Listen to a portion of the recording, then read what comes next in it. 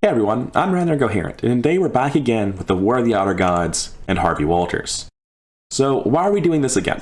There was enough discussion in the comments about whether or not the way I played Standalone was unfair in my favor that I wanted to explain why I play Standalone the way I do, and then, since the point of that video was largely just to prove how broken Harvey Walters was, I'm going to play it again as Harvey in solo mode to show you just how broken he is, even with the deck stacked entirely against me. So the reason that I play Standalone mode without giving myself the weaknesses that Standalone tells me I should is because doing that to your deck is both disproportionately going to affect different investigators and also not representative of playing them in a real campaign. The reason I play Standalones is because I want to play Arkham, but I specifically want to do a certain thing and not play through a whole campaign. If that's the case, if that's why I'm playing the scenarios, I want my character to still be representative of what they would look like in an actual campaign. And if you take a 39 experience investigator and throw 3 random weaknesses into the deck, you aren't representing what a 39 experience character in a campaign would look like. They might have gotten 1 weakness from the campaign, if that. You might have added a couple of -5s to squids to the bag. You might have gotten 1 to 3 trauma. Those are all within the bounds of reason, but 3 random weaknesses is just not a thing that happens. And I particularly dislike 3 random weaknesses, because if that's what you're doing, you do that to a Guardian, it might not matter very much. And if you do that to a Seeker, you're going to see all of them at least twice. So it matters disproportionately based on what class you're playing, or even what version of a deck you're playing. And then of course, 3 random weaknesses is of very random value. You could hit 3 things that don't actually do very much, or you could hit 3 copies of Overzealous, which, by the way, look at that, I hit 3 copies of Overzealous. I am playing this with the absolute worst weaknesses possible, and I'm also going down to 29 experience in my deck, because again, someone could argue, of course Harvey looks broken, you're coming in with an in-game deck. So let's go down to 29, it's clearly the late mid-game or early mid-game depending on the campaign of experience, and let's go look at what's in my actual deck now that I've lowered the experience. Coming over here, the deck looks very, very similar. I couldn't afford the Pathfinder, and except for 1 Seeking Answers, I couldn't afford any of the upgrades in my events. But it's basically the same deck, just with 3 copies of Overzealous, which this won't actually let me put in, I had to copy-paste 1 of them. If you watched my Harvey Walters deck tech or the previous video on War of the Outer Gods, you understand exactly what this deck is and how it works. Long story short, a minimal investment Farsight with all payoff cards, Bulletproof Vest to counteract your weakness, let's go. But we'll be doing one more thing to demonstrate just how strong Harvey is. I almost always play on standard. Today we're playing on hard with the hard scenario card. And this scenario card is a great example of why I don't like any of the hard scenario cards. The skull being tremendously more punishing and scaling up faster, I'm fine with that. But the bottom 3 all say if you fail, do X, you flip it over. Now it just happens no matter what. There's no, well, not no decision point, but there's less decision point when it comes to evaluating these symbols. Sure, the -4 is a thing I can play around, but now there's just a random chance anytime I pull a token that I'm placing a mutation down on one of the enemies, or drawing the top hex card. There's no decision making about do I need to push myself to -3, even though -2 is usually good enough, because of all these fail points. So generally speaking, I find that hard makes the game less interesting, but this is a video about Harvey being broken, not about what I think makes the game interesting, so let's get into it. I won't be reading any of the agendas or acts or flavor text this time, we just played this, we know how it works. I keep the Grizzly Totem and the Perception for sure, I toss the rest. That's not ideal, but it could do something eventually. I think our first turn might be something like Milan draw Cryptic Writings. There's definitely going to be a draw involved because our hand can't draw. We can't afford to play the Grizzly Totem and Milan, which means we're investigating at 5 to 5 or 7 to 5. Since we can't really investigate our starting location with its 5 Shroud with our current hand, I'm going to draw a card first. Use Harvey's ability immediately. Vulture Knowledge is a pretty good hit, so let's crack the case. Milan's gotta get played, it just has to happen. For both soak reasons and reasons pertaining to having a high enough book score to actually crack all the locations. And we're not going to be able to do anything right now at our starting location. I think what we'll be doing is moving down to blue and trying to deal with their side of the map first. And then I'll probably be moving up to green unless red's gotten out of control. Green's the faction that can get out of control the fastest with their end of turn effects. But blue's the faction where I want to deal with their late game stuff the least, so I want to get them out of the way as the first thing I do. So last action, I'll be walking down here to Providence. 4 Shroud, 1 Clue. Forgot to change this down to 1 apparently. And that'll be it for my turn, so we go into the enemy phase. Everyone moves towards Arkham. He's aloof, so he won't be engaging me. Upkeep phase. Deep Knowledge is good to see. Mythos phase. Everyone gains 1 Doom, and I get a singular evil card. As always, we're going to draw this. Feast of Locust is the top card if you don't shuffle with this set. I get Hellfire instead, so I'll just be taking my 2 damage. Thanks much. Yeah, even with a 0, I still take 2 damage. Let's not pretend. We might just be playing Deep Knowledge immediately. It's going to get our far side online. It's going to get us a lot more options in our hand about what we're doing. It seems pretty good, so let's do that. We play Deep Knowledge, draw 3 cards. We don't have to use Harvey's ability here. If we do use Harvey's ability, it lets us play the second Farsight with value. Maybe. But if we do that, we can just get hit for 3 immediately by our weakness. That's pretty damn unlikely. I'm not going to play around it. But we did get hit by a weakness, just not the weakness. So we have a Tirlagog over here. He's going to take 2 cards as swarm cards. We have another Nihilistic Stargazer. We're only going to be getting 1 Farsight of value this turn then. Which was, to be fair, mostly the case anyway. I'm going to play this Farsight for 2 resources. And I think immediately tap it to play this Cryptic Writings to get the money back. This Seeking Answers can do some pretty gross things later on with deductions, where I just clear out an entire quadrant of the map using it. So I kind of want to save it for now. Especially because I'm not up very much. I think I'm just going to move down here so that I can play Vault of Knowledge and Investigate next turn. And that'll be pretty good. That seems fine. We're probably going to use Seeking Answers on this side of the map at this point, but I don't know for sure if that's what's going to be happening. Anyway, the arcade is 2 Shroud, 1 Clue. That's it for us. Enemy phase. The Cultists will meet up in the middle. These 2 will follow behind, but not quite make it. I think the way to keep this the easiest is I'm going to have the Zealot of Paradise for green hit the blue one. The blue one's going to hit the red one, and then the red one's going to finish off the blue one, giving 1 Doom to red. And red might get ahead for a little bit, but they'll eventually be dealt with by all the other teams. Time for upkeep phase, and then we head straight to Mythos. Each faction gains 1 Doom. And then we take our singular evil card. It's another Disciple of the Swarm. Okay, maybe they'll get ahead for a while, and I'm going to need to find some offensive cards to kill them if this keeps happening. Or with any luck, we can just Overzealous into the other faction's cards and they can come save us. I'm pretty sure I just play Vault of Knowledge and Investigate at 6-2. I'm not, like, thrilled about it, but it's still good enough. Yep, 6-2, nothing to think about. -4 is the number to beat, so we're good. We get 1 resource off Milan, and we get a card draw, and then a second card draw off of being Harvey Walters. We could crack the case for 2, but you can do better than that, you're Harvey. That said, cracking the case for 2 here lets us play the world immediately, but we wouldn't be able to use its ability, so it's not even that relevant. I've got a lot of stuff I need to play out in my hands. So much stuff, in fact, that I think if I were to play it now for 2, I would never be able to play it all, and I want to save it for Streets of Providence. So I think I'm just going to move up to the last location, the Athenium, I think, of the Empty Sky. Yeah. 3 Shroud, 1 Clue. I can place a ward here if I want to. I'm not really afraid of blue getting ahead, that's fine by me. Enemy phase, everyone meets up in the middle. And this 1 Acolyte will be trailing behind. Green goes first, they kill this Disciple of the Swarm. And that means they gain a Doom. Next up, blue attacks. Now, the way it's worded, I think means that Nihilistic Stargazer gets to attack the Tirlagog Swarm enemies. It says that they have to attack the lowest health enemy, and that each instance of a Swarm card counts as another instance of that enemy. So I believe this is 3 1-health enemies, and that means Nihilistic Stargazer is going to kill 1 of them, which isn't actually great for us, because it also means... You know, that was a little bit sloppy, wasn't it? I like my shocked silence at how badly it went. I'm learning new controls in Tabletop Sim, we'll get there eventually. Anyway, because it is a separate instance of an enemy though, blue will still be gaining 1 Doom, then red's going to attack for 2 damage, they can kill 1 enemy. Green is the faction I'm most afraid of getting out of control, so I'm going to kill this Zealot of Paradise and give red another Doom. And that's it for the enemy phase. Upkeep phase. Overzealous hits again. We're going to be taking, there are no greens, so that one's going to gain Surge, but we'll handle that in a second.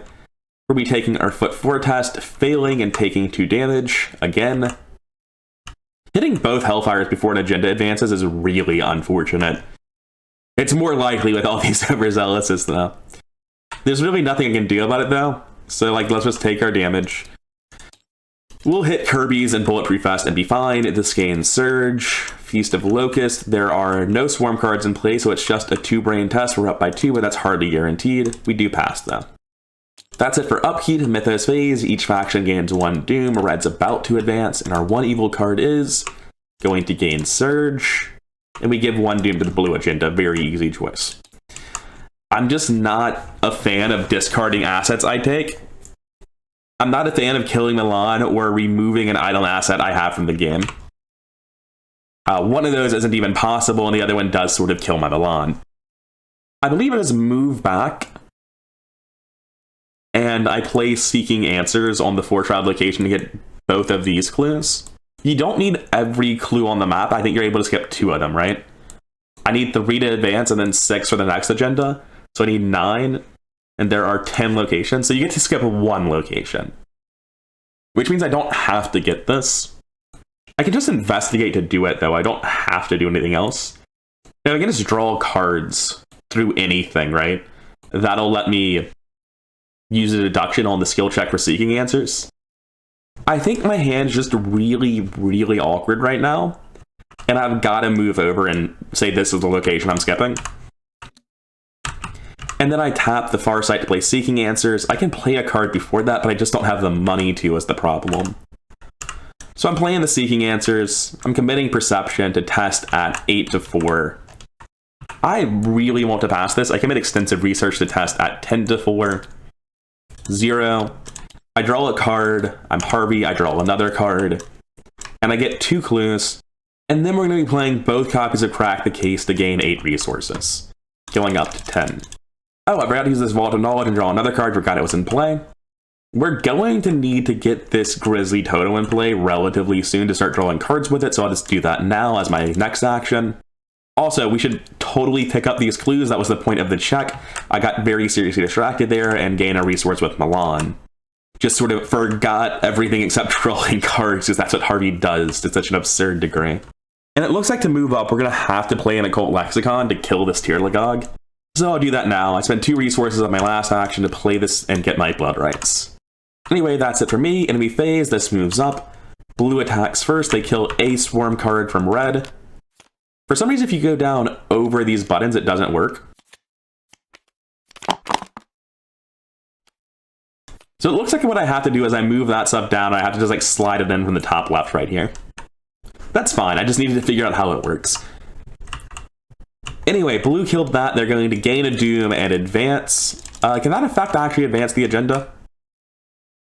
It doesn't advance the agenda, but the Doom will carry over, so it may as well be the same thing. Anyway, red then kills this man. They have just enough damage to do it, and they gain 2 Doom. That's it for the enemy phase. Upkeep phase. We get Cryptic Writings off time again. Mythos phase. We're going to have 1 Doom left on blue, 2 Doom left on red, and they're both going to advance. We're going to get the tablet and the Elder Thing.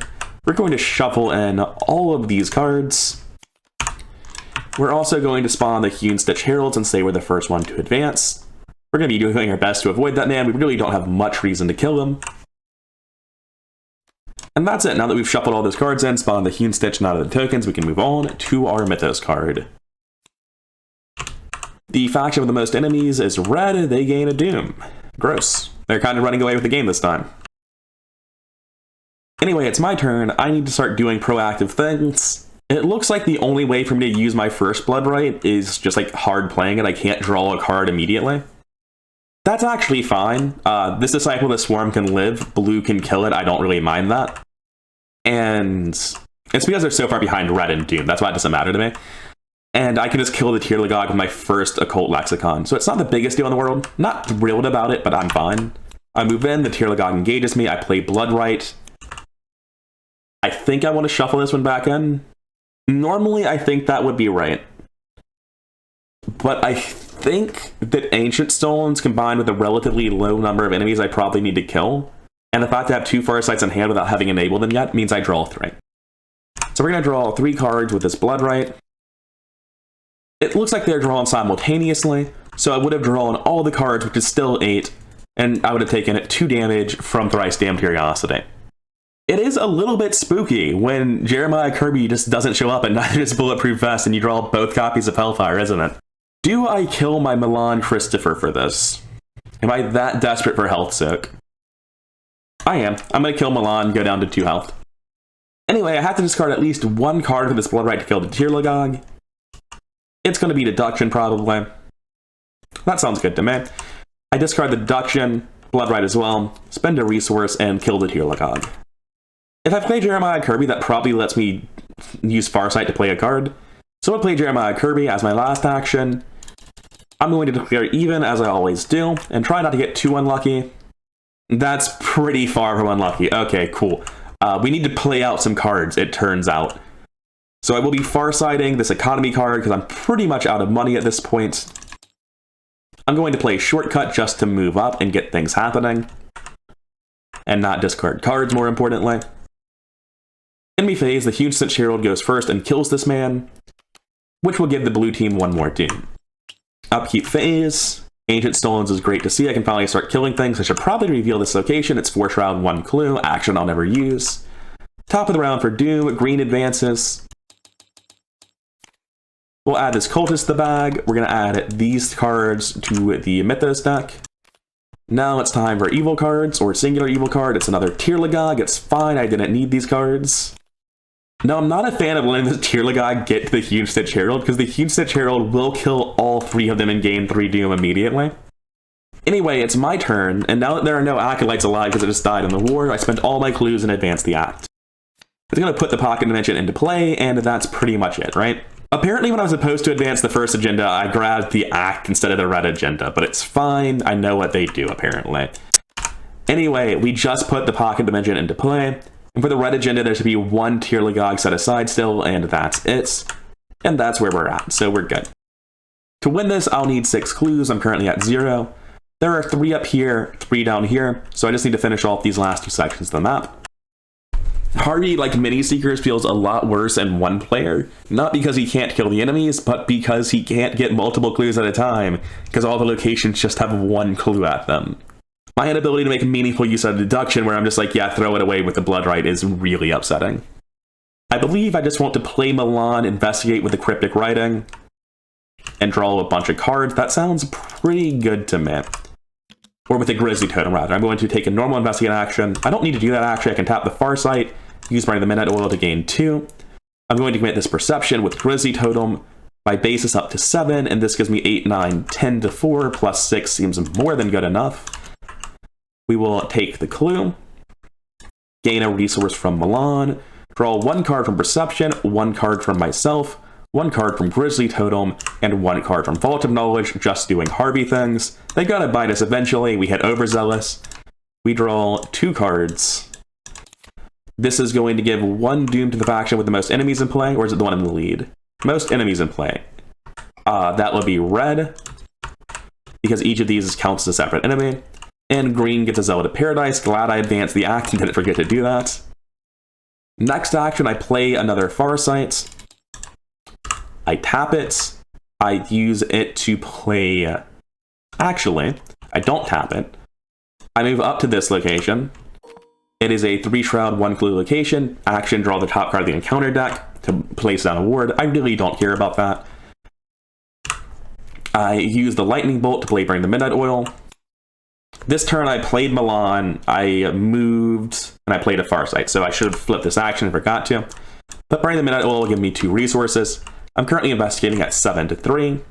I'm up 4. This gets me through the -5 and the -6 and curse with big numbers. It makes my Farsight a lot harder to use next turn, though.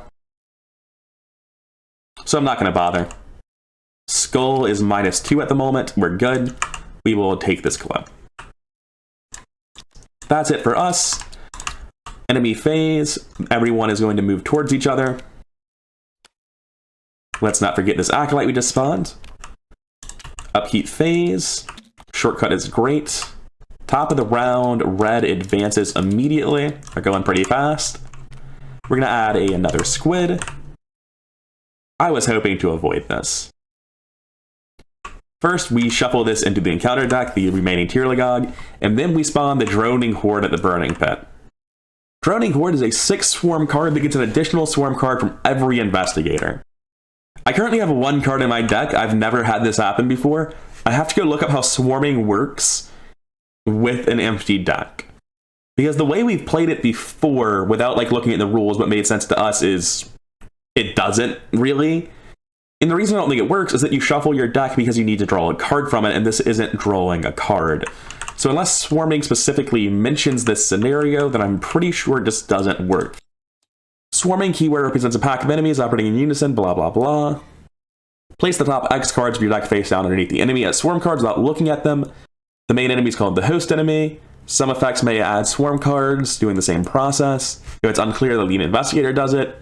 Each swarm card is another instance of that enemy with the same values and text as its host, and each swarm card attacks separately when an enemy attacks during the enemy phase. Once the host enemy and all of its swarm cards have attacked during the setup, exhaust them. Are these different swarm rules than the normal swarm rules? Hold up. There are definitely more rules in Dream Eaters when you see it, but they don't attack as a unit, they attack one after another, which has never come up in actual gameplay before, so I've just misremembered it. It's only moving and exhausting where they function as a single group. So I probably should have killed an extra enemy sometime earlier. Judging by the amount of doom red has, I suspect we ended up killing them eventually anyway. I don't think it had a huge impact on the game, but oh well. And nothing anywhere says shuffle your deck if you get a swarm card. I'm going to briefly look that up and see if there's an FAQ on it, because it feels like you should. Like, this is not an intentional gameplay interaction. But then there are things like weakness cards where you search the encounter deck that there's nothing that is blank, or acolytes failing to spawn. And I think this is just, he gets my last card, whatever it is. And he doesn't get more than that. But I'm going to check quickly if there's an FAQ anywhere online. So the one thing I found on Reddit is a 2-year-old discussion. I can't find any FAQs about this. But Lograk here said, or referenced rather, the effects rule. When a non-targeting effect attempts to interact with a number of entities, such as draw 3 or search the top 5, that exceeds the number of entities that currently exist in the specified game area, the effect interacts with as many entities as possible. Which, yeah, that sounds like it definitely just sort of whiffs and he only gets 1 card, which is very funny. Anyway, that's enough for me to say that it works this way. If I'm wrong, then please tell me in the comments and link me to whatever FAQ this was set in, because I can see this working the other way, but rules as written, this seems like what should happen. Anyway, that took so long to forget where I was. Since I just spawned a Droning Horde, I assume I haven't taken my evil card yet. There is a green card. Does it need to have mutations? It does not. It gains +1 to everything but its health. Good luck, buddy. You'll need it. That brings us to Harvey's turn, and I probably want to cycle a couple of these cards if I have the ability to. I think I'm going to need enough economy replaying my soak and playing out blood rights that I want to shuffle this emergency cache back in. So I will tap a Farsight to play this emergency cache for 3. I want the shortcut to cycle in 2, so I'm going to move over with the shortcut. The Chateau Ramsey has 2 Shroud, 1 Clue, and a brain test that I won't be taking. I'm going to investigate at 7 to 2. I'm going to use this Grizzly Totem and commit this extensive research, which is such a weird thing that happens when there's only 1 clue at every location, but it is what we're doing. So I'm investigating at 9 to 2. Tablet is -4. I will get the top hex. There's only 1 card. Get out of here. I get nothing. Anyway, -4 was still a pass, so I will take this clue. I will gain a resource with Milan. I will draw 1 card because I'm Harvey, 1 card because of Grizzly Totem, 1 card because of Vault of Knowledge. This will go in my discard pile. Hit no weaknesses, which is good for us. This fucker, one of these fuckers has my bulletproof vest. I just realized that. Well, that's Sketch City, isn't it? Both Hellfires are in the deck again. My bulletproof vest is going to be at the bottom of my deck if I ever get it back. As long as it's only a 3 damage, thrice damned Curiosity, I should be fine, right? I can just kill my allies, and I hate that, but I'll live. I'm going to probably move down as my next action, then Farsight out an emergency cache. No, I'm going to move down as my next action, play the Ancient Stones. I guess I can still Farsight out the emergency cache. That wasn't really mutually exclusive. Yeah, I Farsight out the emergency cache, gain 3 more resources. I'm probably about to be playing a lot of Blood Rights. Speaking of Ancient Stones, though, let's talk about how I handle charges in Standalone. In Standalone mode, I normally assume that you can always get a 7-charge Ancient Stone. In a real campaign, it's not hard to find and investigate a 4-shroud location to manage that.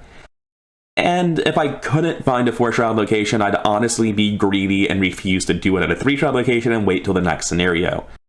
That said, even though I think it's basically inarguable that you can get a 7-charge Ancient Stone in any normal campaign, I'm going to go with 6 just to make sure that there's absolutely no chance that I've given myself anything in my favor that I didn't deserve. That's it for me. Enemy phase, green's going to hunt down. Please don't do that, green. The WotOG is going to come up. Going to move this over because it's sort of in the way. And the droning horde is not quite the horde it was supposed to be this game. They're going to fight it out. Green's going to hit for... Oh, wow. It has +1 damage and +1 horror. It's going to hit for 3. That is a meaty hit. Hewn-Stitched Herald unfortunately has to attack the enemy with the least health, which means it attacks this droning swarm. So we're going to put both of these back under us, or this WotOG rather, and it's going to die. Because that's 3 damage, each one has 1 health. And blue's gonna gain 3 doom and suddenly be in the lead. At least green will kill it next turn, but I don't want droning swarm to kill green either. I guess it won't matter very much though. Anyway, upkeep phase and a mythos phase. The blue agenda is going to advance and stay at 1. Actually, it's gonna stay at 2. We're gonna be adding another tablet in. We're gonna be spawning the inescapable mall down here. And what else do we do, if anything? If I had another shortcut, that would be very helpful. I'm probably playing Deep Knowledge, which is going to do a bunch of unpredictable shit, so that I can play the world in both Farsights very easily. This has 3 health left, so I can very easily kill all of it with 1 blood right. I'm going to do that. I'm going to play this Deep Knowledge, drop 2 curses in the bag, draw 1, 2, 3 cards. We're up to 10 cards in hand, so our Thrice Damned Curiosity sucks, but it won't kill us. And we dodged it anyway. Shortcut is one of the cards that I really wanted to see. We can probably get down under 10 cards this turn. I'm going to spend 3 resources playing the World as my tarot card. I'm going to shortcut down here. This is going to engage me, the other one won't. I'm going to tap the other Farsight, play a Bloodright. I could just use a charge from my Ancient Stones, or 2 charges if I don't want to discard stuff. I can easily discard this Cryptic Writing though, and this Extensive Research. So since I have the ability to discard 2, I'm going to use 2 discards plus a draw effect. So I'm going to use 2 discards and 1 charge of my Ancient Stones then. Let's see what we're actually drawing though. Yep, we're definitely discarding the Cryptic Writings and this Extensive Research. 1 damage goes to Hewn-Stitched Herald, he's dead. 1 damage goes here to Zelda Paradise, but he's not quite dead yet, so we spend a charge from Ancient Stone, and he's dead now. Which brings Predator's Call with him. I only drew 2, I'm shuffling this back in, and I do need to spend 2 resources to do that. I don't have to go deal with the Droning Horde right now. It's okay if it stays down there. But I think I probably should. I have Seeking Answers Deduction, so the game is pretty close to over. I'm going to move down. Last action, I am going to play another Bloodright.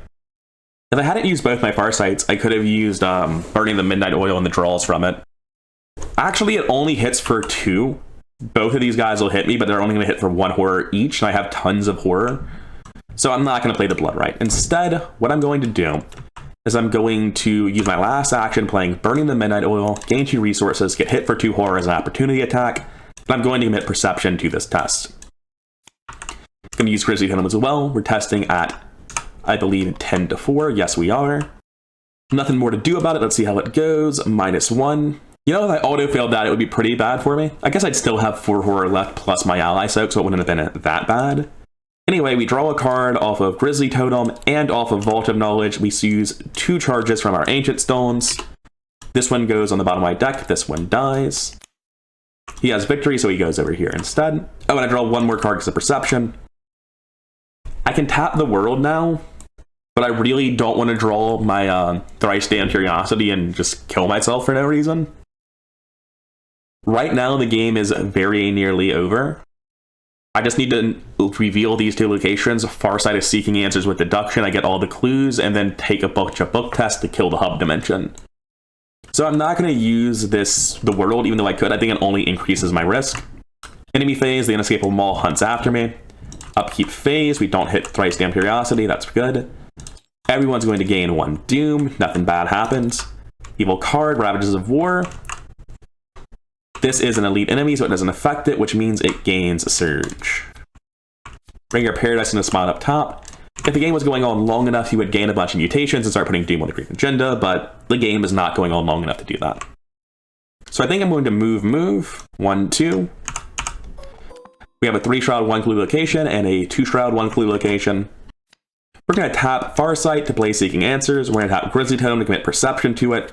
We're testing at 10 to 2. There's a couple of curses in the bag, and the bag is pretty harsh on hard difficulty, so I'm going to commit this Perception to it. Anyway, we're testing at 12 to 2. This should get through all of the cards in the bag, or tokens rather. That is -6, but that's not enough to stop me. Can we imagine I committed deduction to this like I said I was going to? It's a very important part of this. I hope we're all on board with me doing that thing that I clearly said I was going to do and obviously forgot about. Anyway, I'm going to take all 3 of these clues, 1 from deduction, 2 from seeking answers. I could draw a bunch of cards here. 1 from perception, 1 from Grizzly Totem, 1 from Harvey. Do I have to draw the 1 from Grizzly Totem? I have to draw the 1 from Grizzly Totem. I'm going to choose not to Vault of Knowledge or Harvey here, or use the world. All I have to do is put these clues around the hub dimension and I win. Let's not increase my chance of dying to something nonsensical like thrice damned curiosity directly into Hellfire. So let's just take some book tests. I put 1 of my clues down. I test, I believe it's 2 book. Yeah, I test 7 to 2. -3, I put down another clue. And that'll be it for my turn. Enemy phase, the inescapable maul hunts, the Bringer Paradise Wars. Upkeep phase. End of the round, he's going to gain a doom, and by a doom, I mean a mutation. Mythos phase. No one advances. Evil card. There's a Zealot of Paradise. Don't care at all, the game is ending this turn. I put 1 clue down, I test book 2 at +5. I fail. I put another clue down, testing book 5, or +5 rather, which is just enough. 7 - 5 is 2, and that is our target. And I put 1 more clue down, the test doesn't even matter. That's 6 clues, hub dimension is sealed, and no one even got to their final agenda. It was closer than I expected it to be by a lot, but I also think Overzealous just caused the game to go so much faster. I got pretty lucky on my final cycle through the deck, I guess.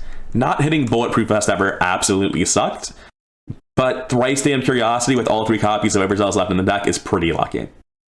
Regardless though, I think that should pretty clearly showcase just how strong Harvey Walters is.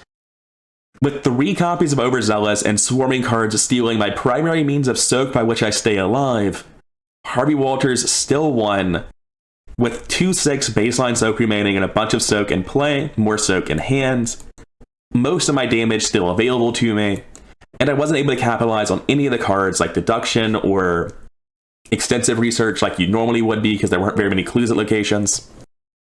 So I hope that playing this at a higher difficulty with 10 less experience and 3 more copies of Overzealous can convince you that nothing about how I play Standalone is why Harvey crushed it. He crushed it because he's a disgustingly powerful investigator. Anyways, I've been rather incoherent, and I really hope you enjoyed the video, despite its sort of weird subject matter. If you did, consider liking and subscribing, and either way, I'll see you in the next one.